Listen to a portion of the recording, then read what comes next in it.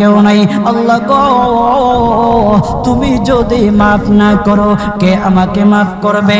তুমি যদি মাফ না করো কে আমাকে মাফ করবে?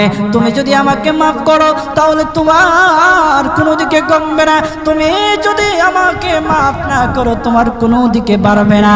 আল্লাহ গো, তুমি আমাকে মাফ করে দাও। সারাটা জীবন অন্যায় কাজ করেছি, সারাটা জীবন নাফরমানি করেছি, আমার কাছে কালেমার দাওয়াত কম আসে নাই, আমার কাছে কালেমার দাওয়াত কম আসে নাই, আমাকে লোকেরা কম বোঝায় নাই। ওগো আল্লাহ, তুমি আমাকে মাফ করে দাও।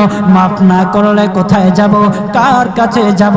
বাবা যখন মারে তখন মার কাছে আশ্রয় নেওয়া যায়, মা যখন প্রহার করে তখন বাবার কাছে আশ্রয় নেওয়া যায়, বাবা মা যখন প্রহার করে তখন দুনিয়ার কারো না কারো কাছে আশ্রয় নেওয়া যায়। ওগো আল্লাহ,